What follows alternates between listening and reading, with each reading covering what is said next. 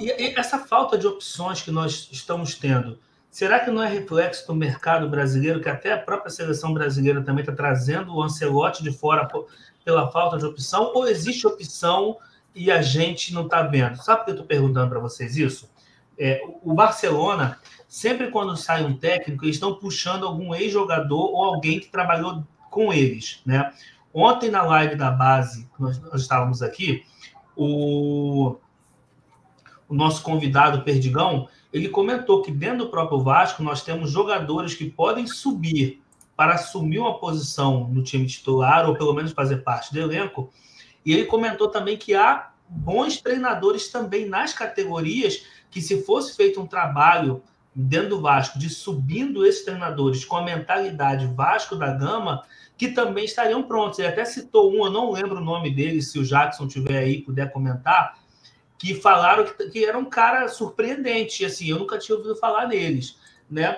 A Luana comentou também de técnicos a nível Brasil, técnicos que podem ser especulados. O que me espanta aqui, eu quero ouvir vocês também, é que são técnicos de modelo de jogo tão diferente, ao mesmo tempo que diz que o Vasco está negociando com o Ramon Dias, ao mesmo tempo ele está negociando com o Rogério Ceni, sabe, assim, que tem perfis de disposição tática tão diferente. Daqui a pouquinho não me espanta se vier com o Jair Oliveira, ou então o Odair.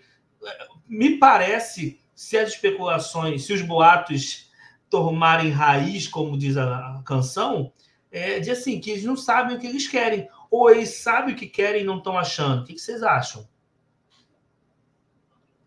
Eu acredito pouco ou quase nada dessas especulações que vão do 8 ao 80 muito rápido. O Vasco gera clique.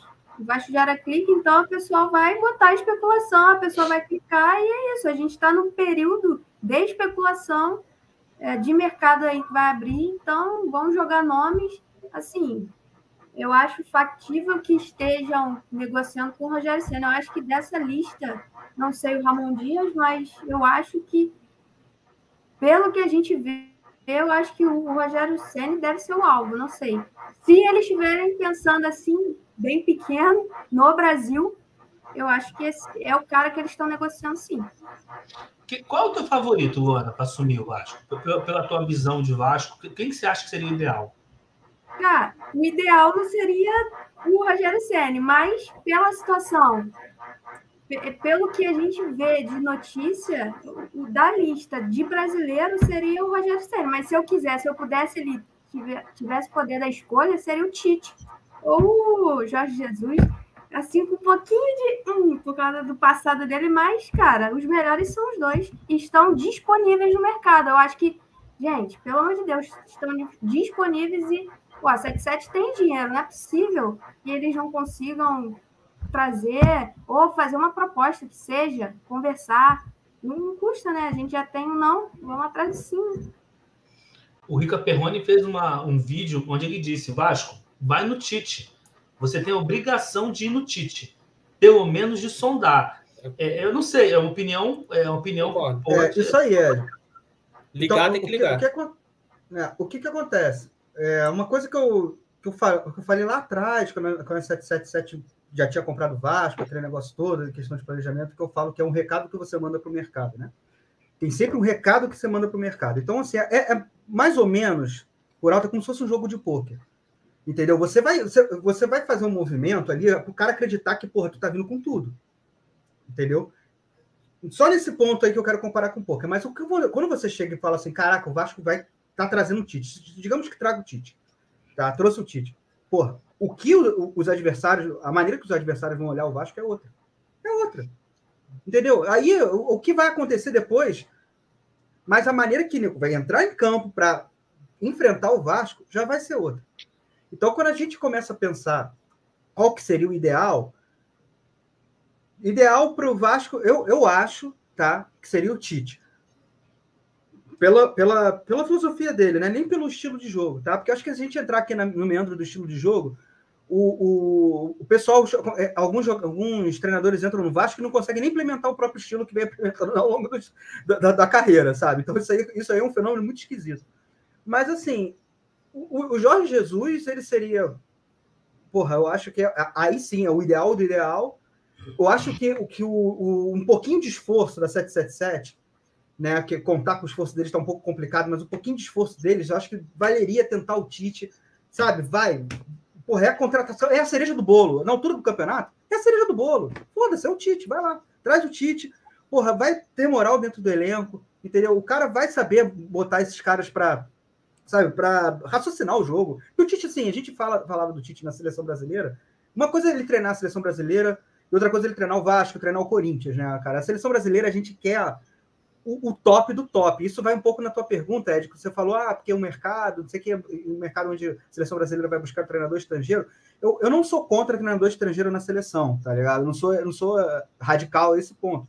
E eu acho que a seleção brasileira em si, ela tem que buscar o que tem melhor no planeta. E não interessa porque a seleção brasileira, porra, sabe, é o que os Estados Unidos é no basquete, entendeu?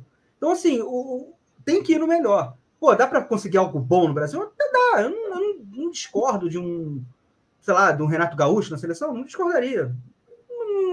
Não ficaria insatisfeito com o Renato Gaúcho. Mas, porra, o cara, com o Ancelotti hoje é um dos 3 melhores treinadores do mundo.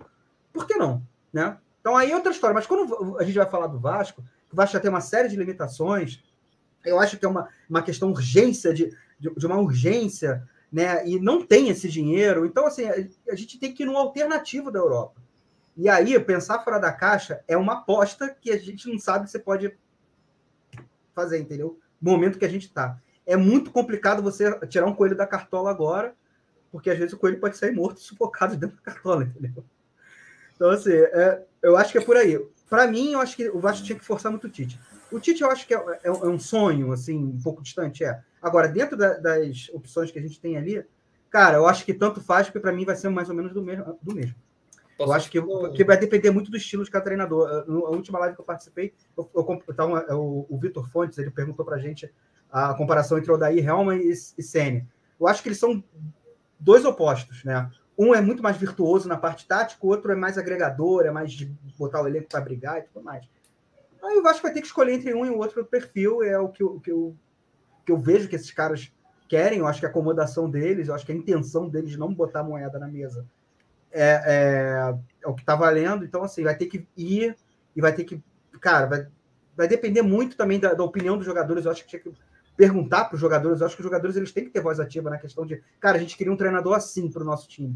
Os caras iam receber melhor o cara e agregar melhor o elenco, entendeu? E aí a coisa ia andar, cara. E o Tite... Eu acabei me alongando muito, mas é a minha opinião. O Tite, a gente sabe o que esperar dele também. Os jogadores de fora que o Vasco for sondar... vou sondar um Lanzini. O Lanzini conhece um Tite, sabe? Ia falar, Costa?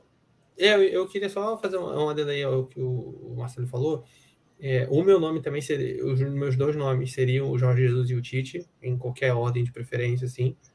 E eu acho que o que talvez a 777 não tenha entendido e vários outros clubes às vezes têm uma dificuldade de entender é o quanto que um treinador ruim atrapalha um time.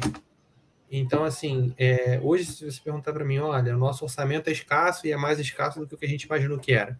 Você prefere pegar esse elenco aí, trazer umas 3 peças ali para compor e um baita de um treinador, ou você prefere trazer a cereja do bolo, o camisa 10 fora da curva e trazer um treinador ruim? Eu prefiro trazer um treinador bom.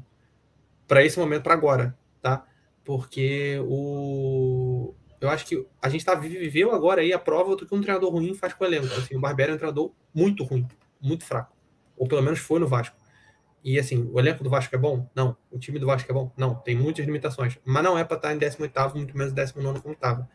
O Vasco estava em 19º por culpa, para mim, quase que exclusiva do trabalho do Barbieri, que era fraco desde muito tempo. O treinador ruim... Cara, aí fala assim, mas o treinador ruim... o treinador também, ele tem um elenco limitado. Cara, quando você tem um elenco limitado, aí mesmo que você não pode ter um treinador ruim. Porque quando o cara chega lá no Flamengo e se ele escolher mal entre o Pedro e o Gabigol, tudo bem. Ele pode escolher, ele vai bancar o Gabigol, o Pedro vai fazer gol. Vai bancar o Pedro, o Gabigol vai fazer gol. Entendeu? Você tem um elenco farto, você pode se dar o luxo de errar. No Vasco, você não pode se dar o luxo de errar. Num elenco fraco, o treinador ele não pode se dar o luxo de ser ruim. Porque o estrago que ele faz é muito grande.